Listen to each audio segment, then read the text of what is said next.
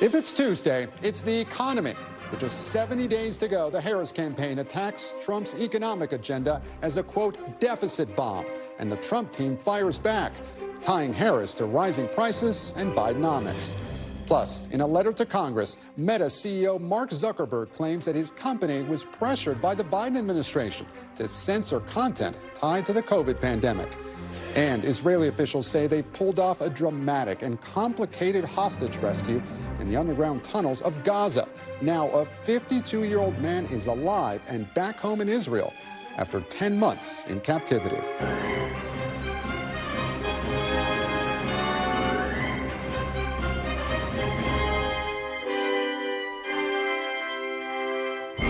Welcome to Meet the Press Now. I'm Gabe Gutierrez in Washington. As both campaigns tackle the issue voters say is the most important to them this November, the economy. The Harris campaign trying to go on offense to chip away at the former president's advantage in the polls on the issue. After releasing a slate of economic proposals geared towards middle-class voters on everything from housing to taxes to price gouging and the cost of living, the Harris campaign is out with a new ad today, sharpening its message on home affordability as Harris and Walz prepare to return to the campaign trail tomorrow in Georgia. Today, corporate landlords buy hundreds of houses and apartments, then turn them around and rent them out at extremely high prices. I will fight for a law that cracks down on these practices. We will end America's housing shortage by building 3 million new homes and rentals. It comes as Harris appears to be trying to position herself as the more moderate and populist candidate on the economy, backing a White House plan to raise $5 trillion in new tax revenues from corporations and the wealthy, while slashing the deficit. The Harris campaign attacking Trump's economic agenda as a, quote, inflation and deficit bomb, as initial nonpartisan estimates suggest the Trump campaign's plan could raise the deficit by trillions of dollars. Former President Trump, meanwhile, is firing back, slamming Harris for copying his proposal to end taxes on tips, as his campaign blames her for a, quote, Biden-Harris inflation tax. The Trump campaign also out with an economic ad of its own. A loaf of bread cost 50% more today. Ground beef is up almost 50%. There's not much left at the end of the month. Bidenomics is working. The price of housing has gone up. It feels so hard to just be able to get ahead. And we are very proud of Bidenomics. And today, in battleground Michigan, Vice presidential nominee J.D. Vance fired up supporters, mocking Harris for echoing part of Trump's tax plan and attacking her on the issue of the economy. I've heard that for her debate in just a couple of weeks, she's going to put on a Navy suit, a long red tie, and adopt the slogan, Make America Great Again. We're not going to let the American people forget that Kamala Harris is the candidate of American decline. She cast the tie-breaking vote for the Inflation Explosion Act. She cast the tie-breaking vote to send interest rates and mortgages through the roof. She opened that border on day one, and as much as fake Kamala wants to pretend that she now agrees with Donald Trump, we've got to remind her she's the vice president right now. And joining me now is NBC News senior national political reporter Sahil Kapoor, and Vaughn Hilliard has the latest from the Trump campaign. Thank you both so much for joining us. Sahil, I want to start with you. Harris says she has a plan to pay for her agenda. So what do the experts say? Do we have enough details of her agenda to even know for sure? Hey, Gabe. Well, the answer is yes. Kamala Harris does have a plan to pay for her policies with a caveat, and I'll get to that in a moment. Let's first take a look at the policies that Kamala Harris is primarily campaigning on, starting with housing, that new ad she has out. She's calling for tax incentives to build homes, a credit for first-time buyers.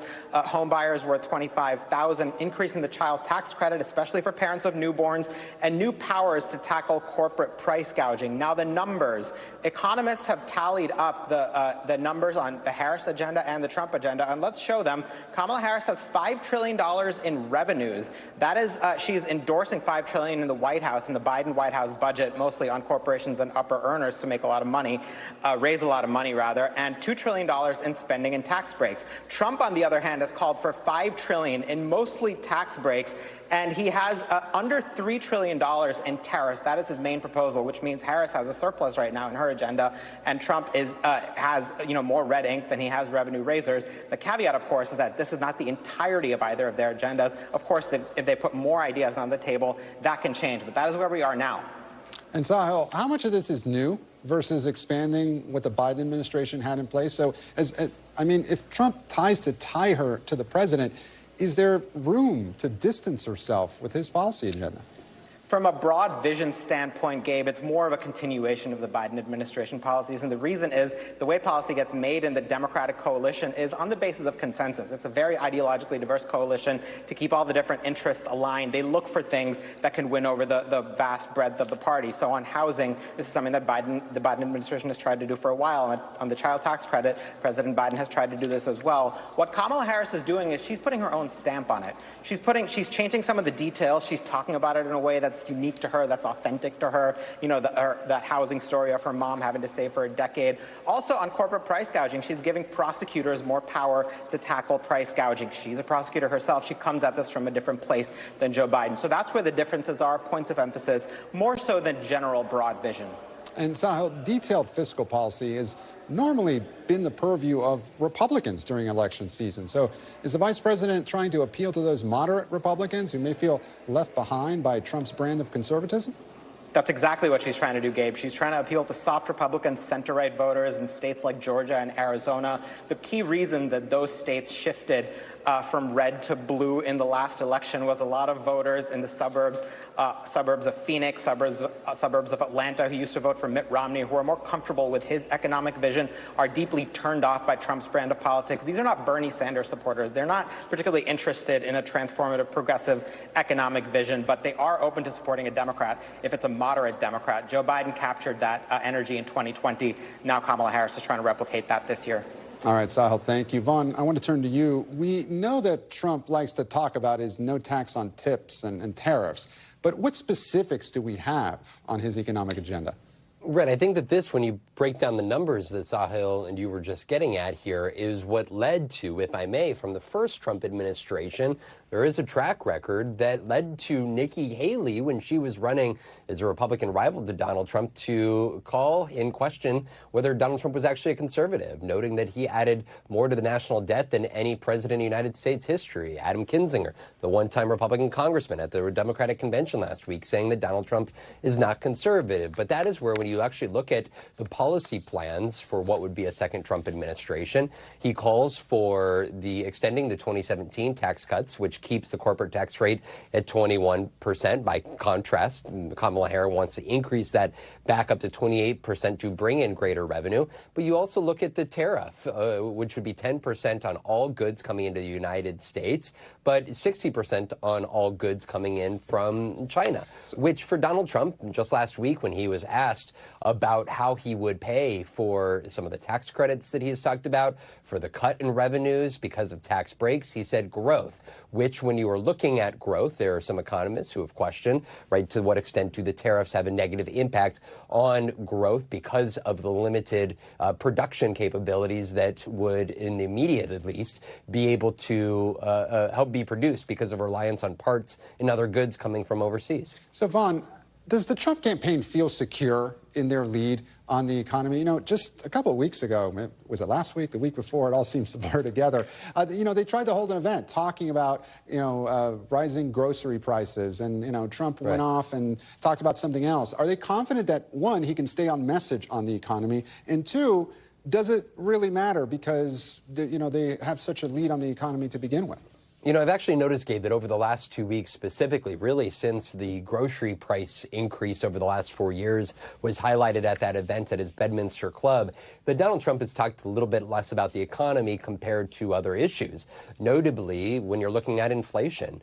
Right? 2 years ago, during the height of the midterm elections, when a lot of political analysts thought that Republicans were going to have major wins because of the state of the economy and inflation, which at the time was 7, 8, 9%, and yet Democrats had significant wins around the country. If you look at where inflation is now, It's now under 3%. And when you look at the stock market, just over 2 weeks ago, there was one day in which the stock market fell, and Donald Trump and his campaign foreshadowed it as the, quote, Kamala collapse, forecasting that the economy would fall, at least the stock market would fall lower. But that's not happened. Ever since then, the stock market has continued to hit record highs. And so on the stock market front, which Donald Trump has always suggested is a key barometer over the effectiveness of the current economy, and then also inflation, understanding it's now below 3%, some of those key economic figures, well, the increasing grocery prices, for instance, compared to 4 years ago, and gas prices is notably higher. There are some of those issues that I think that you should expect the Trump campaign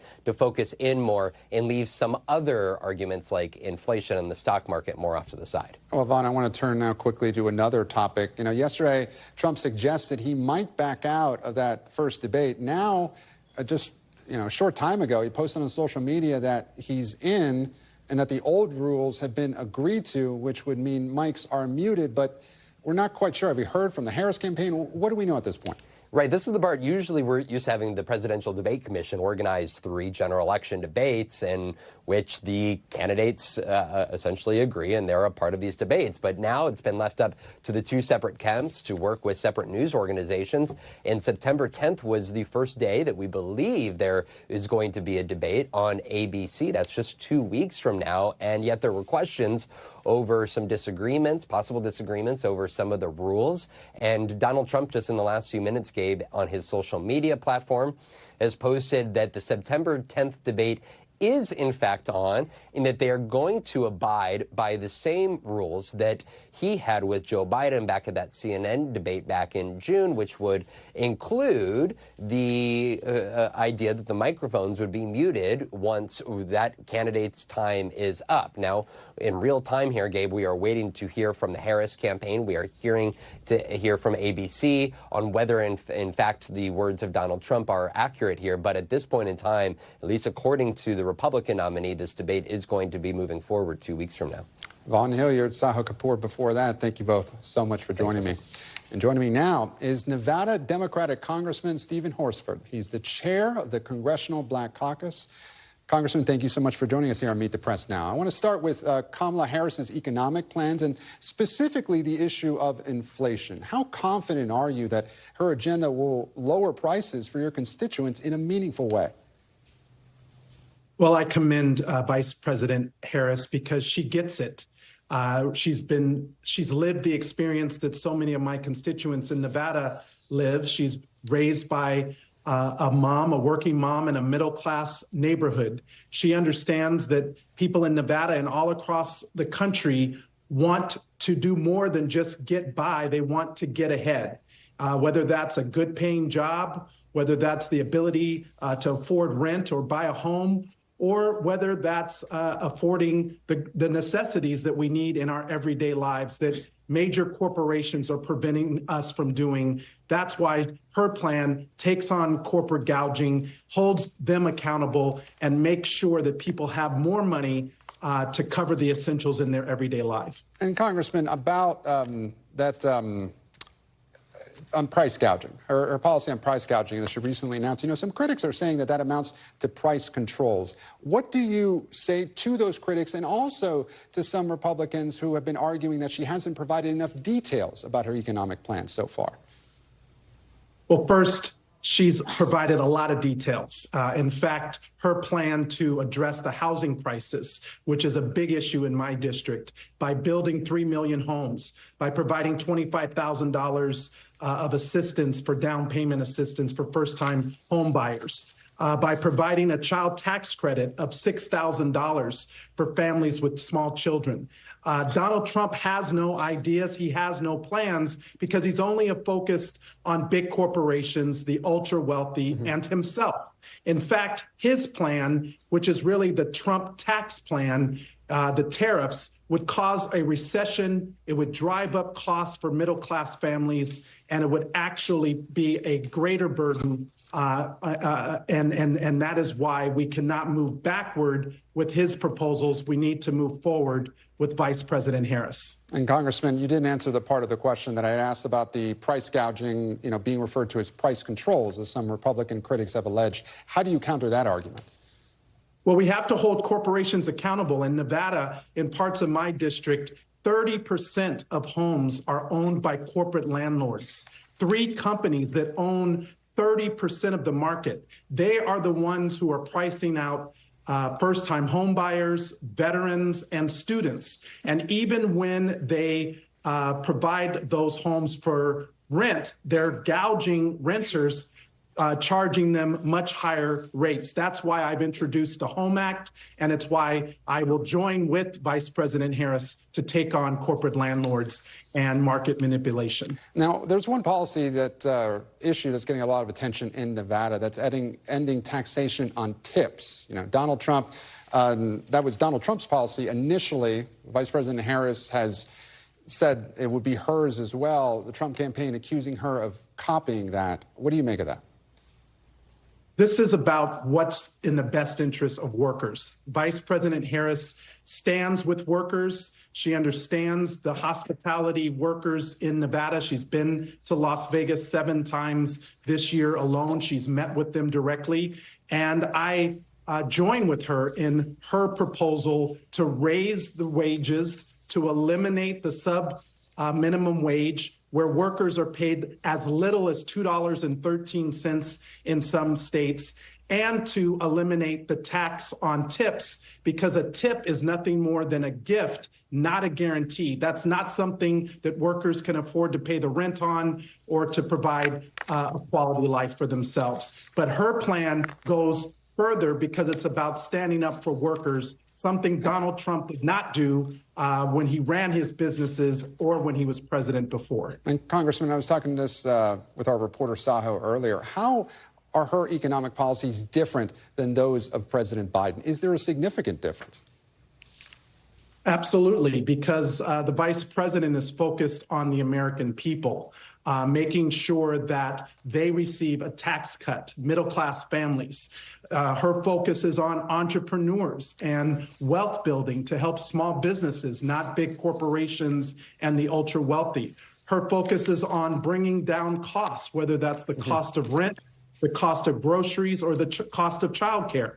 And she's a proven leader because when she took on Big Pharma, she won, and that's why we now have a cap on insulin at $35 a month, and seniors are not paying more than $2,000 a year. We've seen already 10 of the highest cost medications finally being negotiated at more than 50% less the cost, and that's because Vice President Harris has put the American people first. Donald Trump puts himself first. Turning now quickly, Congressman, to some other policies that she has. You know, back in 2019, she said that she wanted to ban fracking. She was also a backer of Medicare for All. Now her campaign says she doesn't support those ideas. What do you make of that? Do you have any idea why she changed?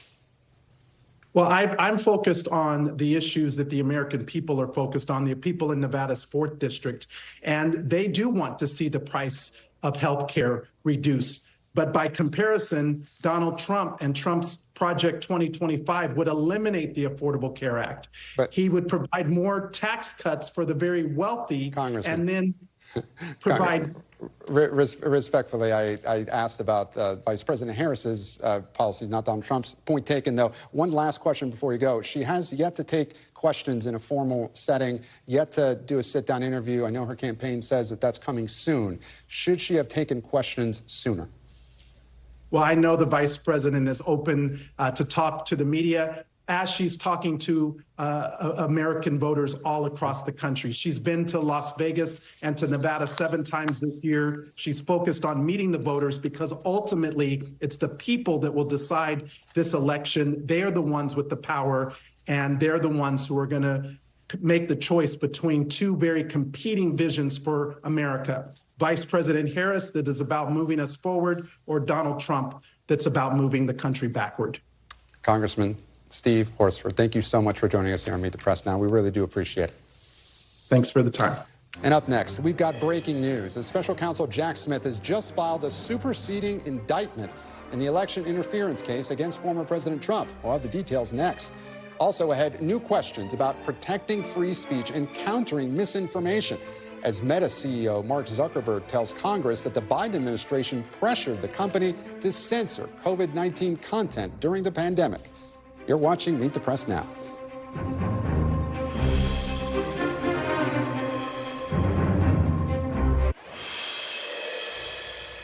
And welcome back. We're following some breaking news. Special Counsel Jack Smith has filed a new indictment against Donald Trump in connection with his federal election interference case. To be clear, the new indictment, though, does not add any charges against the former president, but it does reflect last month's Supreme Court ruling that Mr. Trump is immune from prosecution for official acts as president. Joining me now is NBC's Justice and Intelligence correspondent, Ken Delaney. And Ken, break this down for us. So, Gabe, this is an interesting move by the special counsel. The special counsel really had two choices here in trying to comply with the Supreme Court's decision that a president can't be prosecuted for official acts. He could have let the judge in this case, Tanya Chutkan, go through the indictment and rule on each individual part of it and decide what could stay in and what could come out. But he chose to actually make a bid himself by filing a new pared-down indictment, a 36-page indictment that still reflects the larger case that he filed originally. It still accuses Donald Trump of 3 separate criminal conspiracies to defraud the United States, to obstruct Congress, and to deprive Americans of their rights to vote by perpetrating lies and false claims of fraud knowingly. That's the indictment. That's what it says. But it takes out some aspects that were clearly official presidential acts. For example, there was a whole section of the indictment that referred to Donald Trump's effort to get the Justice Department to claim that there was fraud in the election when he knew that there was not. That is gone now because the Supreme Court said clearly that that was an official act. Now, just because Jack Smith says that the conduct described in this new indictment is not official acts, that's not the last word, right? So the defense is going to have its own version of this, and they're going to fight probably on some of these things. And the judge ultimately will have to decide,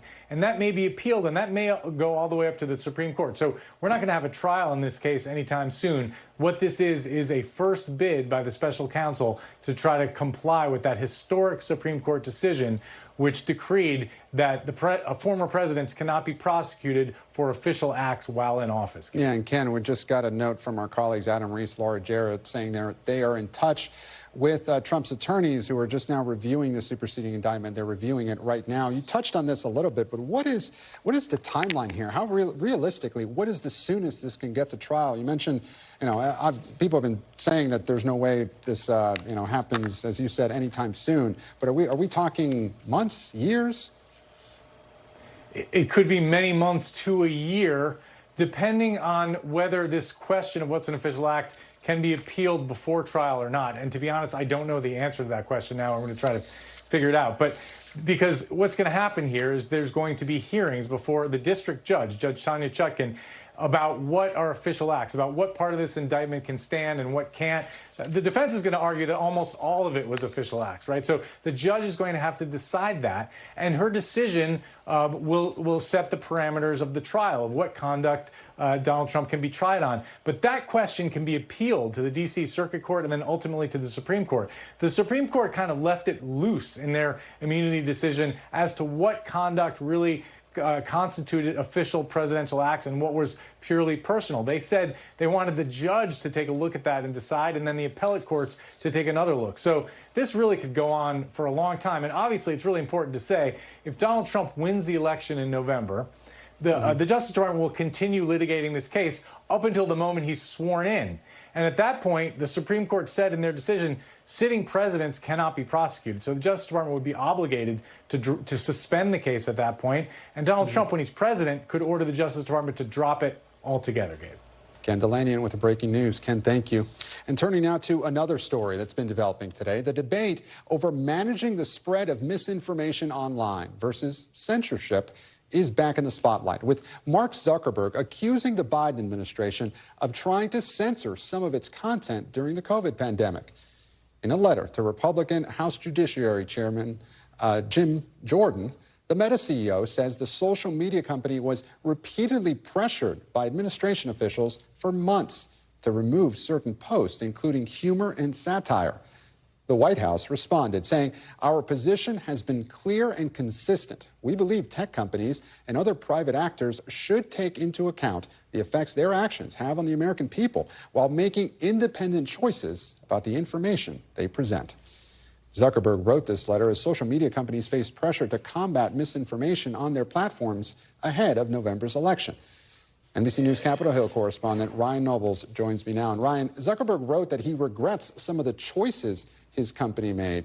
I want to read from his letter a little bit. I also think that I made some choices that, with the benefit of hindsight and new information, we wouldn't make today. We are ready to push back if something like this happens again. So, Ryan, any idea what those choices were? Well, he specifically cites in this letter, Gabe, the fact that the company chose to take down posts that might now be described as humor or satire. During that window of time, Meta says that it pulled down some 20 million posts related to the coronavirus pandemic. It also put community notes on more than 100 million different posts at that time. And Zuckerberg senses that it was just a little too heavy-handed, that perhaps they were throttling this information a little more than they needed to. And they were also reining in some posts that perhaps they didn't have enough information about as to whether or not that information was accurate or not accurate. To be clear, though, Zuckerberg says in this letter that the government didn't tell him that he had to do any of this. This was a decision that the company made on its own, that there was no fear of reprisal from the federal government. They were not going to charge them with anything or withhold federal funding or something along those lines. It was basically just a pressure campaign by the Biden White House that Meta went along with. And Zuckerberg now believes that if that were to happen again, he'd be a bit more forceful in pushing back. So, Ryan, what is Jim Jordan's next step here? Can we expect Zuckerberg to testify before the committee? That always remains a possibility. Zuckerberg has testified in front of congressional committees before. He's talked specifically about this issue of misinformation online and social media companies' efforts to rein it in. At this point, there are no plans for him to testify. And this investigation, while it is not over, they've done most of the heavy lifting. They have interviewed many of some of Facebook and Meta's most important officials, including Nick Clegg, who serves in a very important role for the company as well. So the plan is that there's nothing imminent in terms of Zuckerberg testifying, but I did talk to a committee source today who told me that this particular letter from Zuckerberg has now raised even more questions that members of the committee have. So the possibility that it unearths some new direction in this investigation remains a possibility. Ryan Nobles, live for us on Capitol Hill. Ryan, thank you. And after the break, ceasefire talks in the Middle East continue as Israeli forces say they've rescued a hostage inside Gaza 10 months after he was captured by Hamas. We're live in Israel with the latest. You're watching Meet the Press Now. Stay with us.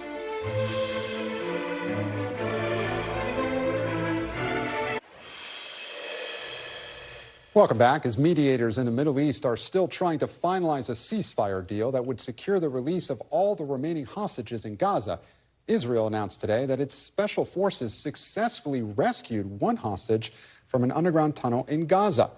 Kayed Farhan Arkardi is seen here talking to Israeli commandos moments after his rescue, and he's a member of Israel's Bedouin Arab minority who was taken hostage during the October 7th Hamas attack. The military described the operation to rescue him as a complex mission based on intelligence. Following the news of his rescue, his family members were seen running through the halls of the hospital to greet him. You see them right there. And as the helicopter touched down at the medical facility in Israel, hospital officials say he is in overall good condition and that he had a very emotional reunion with his family. Joining me now is NBC News international correspondent Danielle Hamamdjian in Israel. Danielle, thank you so much for joining us. What more do we know about Arkady and the operation to rescue him?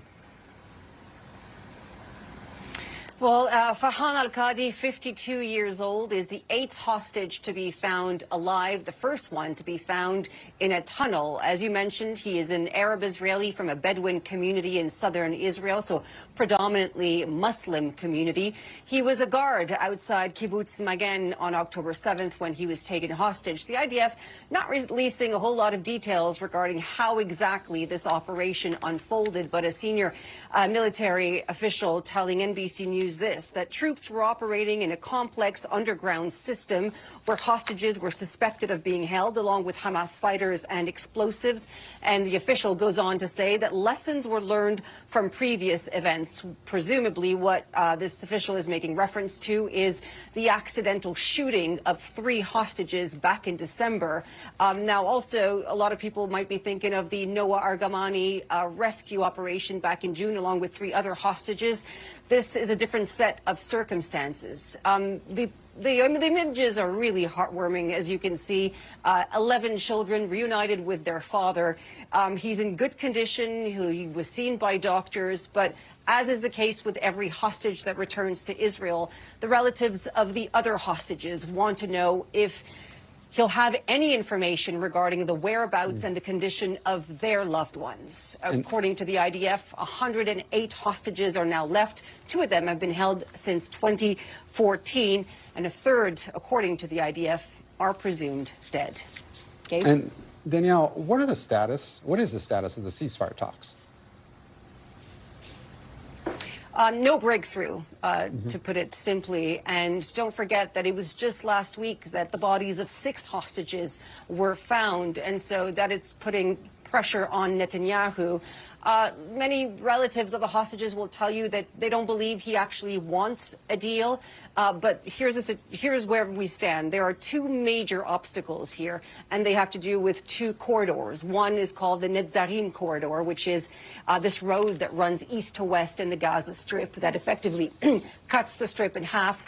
The Israelis want a presence on that road to be able to screen Palestinians, but it would also prevent the free movement of Palestinians on Palestinian land.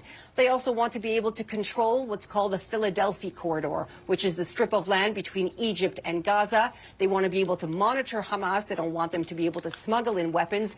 The Egyptians have said there's no way they'll agree to an Israeli presence on their doorstep. Hamas has also said they'll never agree to a deal that doesn't see the full withdrawal of Israeli forces. Gabe? Danielle Hamamdjian, live for us in Israel. Danielle, thank you so much. And turning now to the war in Ukraine, where for the 2nd consecutive day, cities across Ukraine have come under massive Russian bombardment. Yesterday, Russia launched its biggest air assault since the start of the war, firing off some 200 missiles and drones. And today it launched another 90 missiles, many targeting critical infrastructure in Ukraine's energy grid. In a statement, President Biden condemned the assault and reaffirmed America's commitment to Ukraine. So joining me now is retired Admiral James Stavridis, former NATO Supreme Allied Commander and NBC News Chief International Analyst. Admiral, thank you so much for joining us. We've now seen 2 days of massive Russian bombardment. So is this the strategy we should expect Russia to revert back to? And is it one that Moscow can even sustain? We should start by observing that Putin is responding to a very successful Ukrainian invasion of Russia over the last 30 days. Let that sink in for a minute, Gabe. Russia hasn't been invaded from outside its borders since the Second World War.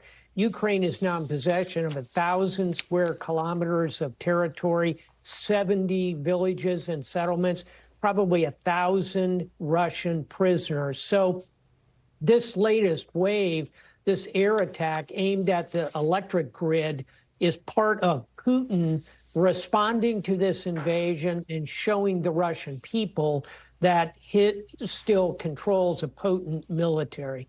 So, Admiral, the U.S. and the West have always been concerned about Russian escalation and retaliation if we provided new weapons or allowed Ukraine to strike inside Russia. But Ukraine appears to have called Putin's bluff, right? So how does this change the dynamics of the war? I don't think it changes significantly. And let's recall that Putin has said for 2.5 years, if Sweden and Finland join NATO, that's a red line for me. If you provide tanks to the Ukrainians, that's a red line. There have been so many Putin red lines, none of which has he actually stepped up and responded to, because he really doesn't have the kind of overwhelming military superiority he needs to do so. So my advice to the Ukrainians at this point is hold on to what you have and use it as a negotiating chip when this conflict goes to a negotiation.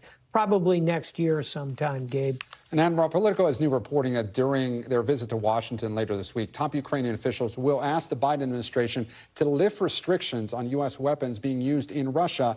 And they've identified several high-value targets they can reach with U.S. missiles. So do you expect that this is just the next Ukrainian request that the administration will eventually concede and agree to? You know, I've spoken with White House officials who say they don't plan on a change in policy, but do you think that needs to happen? I do. And there's a difference here between saying to the Ukrainians, hey, take those F-16 fighters we just gave you and send them to Moscow to attack the Kremlin. That's not what we're saying, and that's not what the Ukrainians are saying. What the Ukrainians want to do is go after targets inside Russia, to be sure, but probably within 200 or 300 miles of the Russian-Ukrainian border. I think those are entirely legitimate. We need to remember who started this, who invaded who, and under that rubric, we ought to tell the Ukrainians, go ahead and strike those Russian targets, because as you and I just discussed, Gabe, doesn't look like Putin is going to cross any red lines. I think the Ukrainians should be given release to attack targets 200 to 300 miles inside Russia. And Admiral, on that point, President Zelensky said at a press conference today that he has a victory plan. So what do you think that really looks like? And is this a sign that he may be willing to even negotiate with Putin? President Zelensky, like any leader of a beleaguered country, is always addressing not only his opponent, Putin, when he says, I have a military strategy. He's also addressing the people of Ukraine, trying to keep their morale high as they face mounting losses of personnel themselves. In terms of what his military strategy is, I would suspect what he wants to do is hold this chunk of territory that he has just taken from Russia and concentrate his efforts on Crimea, which is really, from Putin's perspective, the crown jewel of what he holds now. If Zelensky does those two things, I think that sets up potentially a negotiation. Whether Putin is game for one yet remains to be seen. Admiral James Stavridis, thank you so much for your expertise, as always. And coming up, the Harris campaign just responded to former President Trump's latest volley in the debate over debates. The panel joins me next. You're watching Meet the Press Now.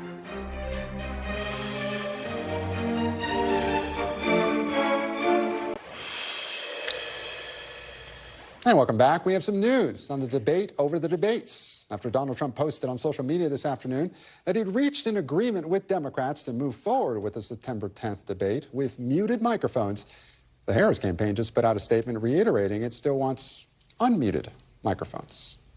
So joining me now on set is Molly Ball, senior political correspondent for the Wall Street Journal, Naveen Nayak, president of the Center for American Progress Action Fund, and Matt Mowers, president of the Valcor LLC and former senior advisor in the Trump administration. Thank you all so much for joining me. Molly, I want to start there, the debate over the debates. This seems to have gotten a lot of attention over the last 2 days. It seems like we don't have any more clarity now than we did yesterday. What do you think has ended up?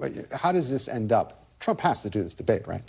Both candidates have to do this debate. This is a tied race. They both have too much at stake. I, as a journalist, and the electorate, I think, want to hear from both of these candidates, but I think the incentives are such that both candidates have to do this debate. So if people watching this want to go to sleep and wake up on September 10th, like, never fear, there will be a debate. I don't make predictions, but I feel pretty confident about that. I think at this point, they're actually using the debate about the debate to make other points, right? The Harris campaign is trying to make a point about Trump being erratic. The Trump campaign is trying to make a point about, I don't know, the flip-flopping or something like that. So this has become a meta debate that is actually about just campaigns scoring points on each other. It's a distraction, right? I mean, it was the Harris campaign that came out with and if we had anything else yesterday. to talk about, we'd be talking about that. Well, that's right. Well, yesterday, Donald Trump wanted to talk about the 30-year anniversary of the chaotic Afghanistan withdrawal, but instead we were talking about this. Naveen, I want to talk to you about, look, the Biden campaign. They're the ones that wanted muted debates, muted mics in the first place. And now the Harris campaign says, oh, no, well, we don't want muted mics at all. How do you square that? Well, I think, listen, going back to the 2020 debate, I think the Biden campaign felt like that was untenable. They couldn't get a word in edgewise. It was total chaos. And I think the American people probably agreed that it would. So that was the agreement. I think the Harris campaign is right that they want to let Trump be Trump, too, as much as some of Trump's advisors do. But they didn't want to let Trump be Trump when Biden was around. Now that Harris, she can handle it? Well, I don't think it's about handling it. I think they want to let, the more the American people see Donald Trump, I think the more people are going to be reminded of why. As Hakeem Jeffries said, we broke up with you, bro. Matt, do you think a muted mic helps or hurts Donald Trump? I don't think it matters much. I mean, if you go back to the June debate, it's not like Donald Trump was really talking over the muted microphone either, right? I mean, he showed a lot of restraint. He prepared very well. I think he learned a lot from the debates of 2020 when he didn't do that. And I'd expect he's going to show a similar amount and a similar approach to the debate in September. I think the truth is right now we are in the week between a national convention and Labor Day. News is a little bit slower. And, a debate about debates is what you do in a presidential campaign in a week like this. And I imagine we're all going to get there. And I just wish, honestly, that Vice President Harris had accepted all 3 debates that President Trump did. I think it would serve the American people well. I think especially in the position she is, where she was kind of put in the last minute, in the final 3 months, it would serve the American people very well to be able to hear from her and give her a chance to both get her viewpoints out and allow Donald Trump to ask some of the questions she has not exposed herself to in a media interview or among voters even. Speaking of that point, she has not subjected herself to a media interview, hasn't done a press conference. She has done a few gaggles, but nothing particularly lengthy. We would probably be talking about in this slow week before Labor Day, if she had done an interview, we'd be, parsing what she said. Molly, how much longer can she go without doing an interview or some type of press conference? Well, technically, as long as she wants, right? There is no forcing mechanism here. A lot of people think that we in the press can force candidates to do things, and I always want to make clear that, no, we can't. There's no law that says she has to. I believe Nixon didn't when he was running for re-election, for example. So there's no law that says she has to. I do think as a campaign imperative, she should, because she is an unknown quantity to so many people who want to see that she can think on her feet. I don't think that's just a Republican talking point. I think she should talk to the Wall Street Journal. Sit down with a big round table of our journalists and let us pick her apart for hours. But yes, I do think there's going to be increasing pressure on her, and it raises the stakes for any individual interview she does. So she's probably better off doing it sooner than later and doing more rather than fewer, so that it's not so high stakes in that one moment when she does sit down. Well, she certainly has an open invitation here. Naveen, I want to turn to you. Look, she has it. How do you make that argument? The Harris campaign has been saying, she's going to be out talking to voters. She doesn't need to talk to the press. She's been off the trail for 5 days now. Well, but listen, she's been the nominee for less than or a little over 30.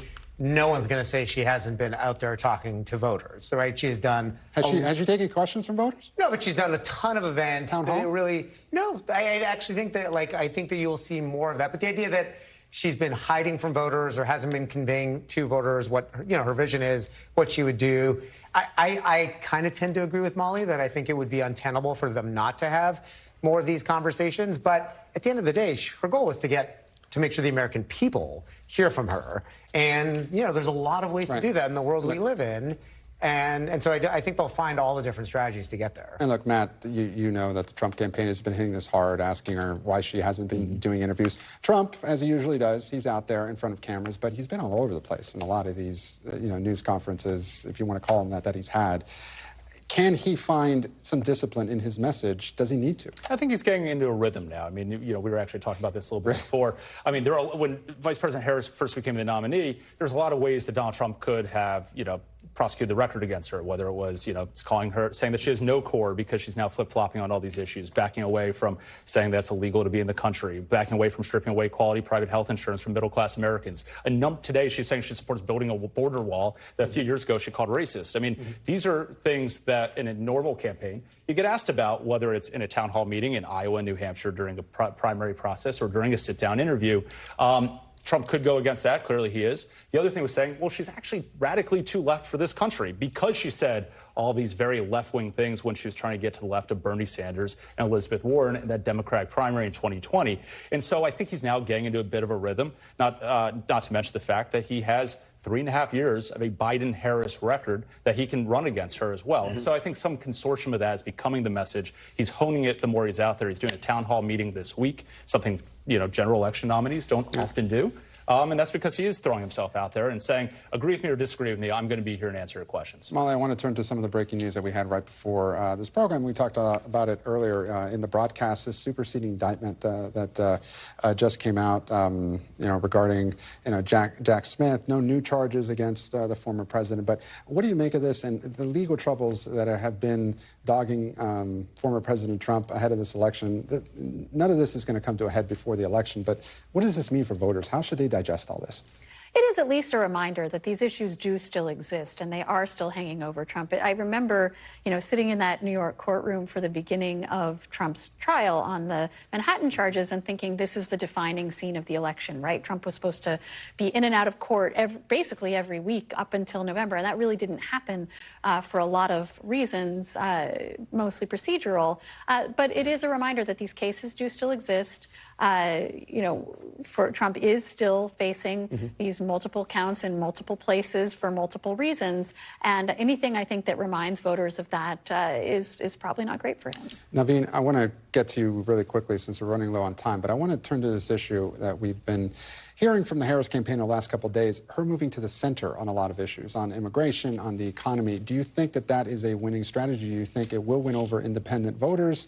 And is it credible, given some of the positions that she has had in the past? Yeah, I don't think I see it as moving to the center on immigration. There was an effort that the Senate and the White House worked on to actually find a compromise on border security that actually would solve the problem. And that's that moved to the center. Well, but that was something that the whole party was, almost the whole party was actually supportive of actually trying to pass that. It was Republicans I can tell you in the now, Senate. That's not the progressive part of the party. I cover immigration a lot. A lot of people but a are upset lot with of her about Democrats, the majority of Democrats in the Senate, they got to vote on that. In the Senate, yes. Absolutely. So I actually think that's where a lot of the Democratic Party, it doesn't feel like, it's unique to Vice President in some way. And on the economy, actually, she's continued to be for lowering costs. There hasn't been a move to the center. It's actually trying to speak to people's concerns. Now, Matt, asking about former President Trump, look, he's flip-flopped on a lot of issues since coming onto the political scene in 2015. Is he the best messenger for this, flip-flop argument for this, what he's trying to brand Kamala Harris as? Well, look, he's also explained why he's changed his positions at times. So something Vice President Harris hasn't done yet. Just 4 years ago, she was on video saying it wasn't a crime to be in the country illegally. She wanted to strip away private health insurance. She, was opposed to a border wall. She, wanted to ban red meat. She wanted to ban fracking. Now, is it because it's a bad political position to have if you're trying to win the state of Pennsylvania to be opposed to fracking, or is it a genuine change of position? Those are the things the American people aren't going to buy until she actually answers those questions. It's the opportunity Donald Trump does have that debate, or maybe the opportunity the American people have to see if Vice President Harris ever chooses to sit down for an interview. All right, Matt Bowers, Naveen Nayak, and Molly Ball, thank you so much for joining us here on the panel. We really do appreciate it. And up next, a federal judge blocks a new Biden administration program that would protect as many as 500,000 undocumented spouses of U.S. citizens. You're watching Meet the Press now.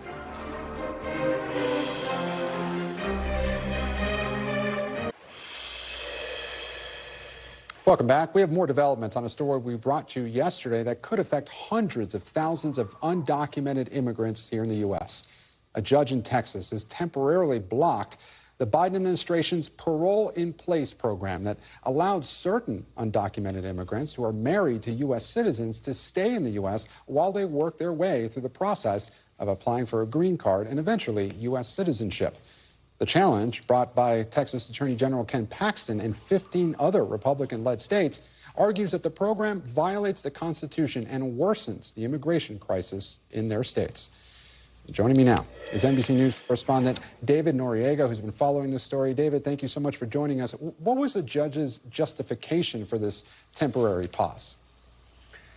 Yeah, Gabe, so the judge has not yet issued any kind of ruling on the merits of the arguments in this case, but he basically said that the case being made by Texas and the 15 other Republican states appeared on first blush substantial enough to warrant ordering the government to pause processing these applications while that case works its way through the courts. Now, as you pointed out, Texas's argument, which is supported by America First Legal, the legal group started by former Trump advisor Stephen Miller and the architect behind many of his immigration policies, their argument is that this not only was unconstitutional, but that it harms the states and it harms the country. The federal government and the immigrants who moved to intervene in the case, who would benefit from the program, argue that they are a benefit to the American economy. They are taxpayers. They've lived here by definition because of the requirements of the program for more than 10 years. And as we know, they're married to U.S. citizens, often have U.S. citizen kids as well. And David, quickly, what happens now? You know, where does this leave those undocumented spouses who have applied or were in the process of applying for this Parole in Place program? Yeah, it leaves them in a pretty awkward limbo, Gabe, because while the judge did not order the government to stop receiving applications, it did order the government to stop processing applications. So people can still apply, they just can't expect to actually be granted parole. That means they have to make the assessment of whether it's worth applying now or whether they should wait until either the case works its way through the court or until the presidential election in November, which will ultimately decide the future of this program. Gabe? David Noriega live for us in California with a story that is obviously becoming a huge issue in the presidential campaign, and we'll be following it for months to come. I'm Gabe Gutierrez, and I'm back tomorrow with more Meet the Press Now. NBC's Tom Yamas is up next with an NBC News special report. Thanks for watching. Stay updated about breaking news and top stories on the NBC News app or follow us on social media.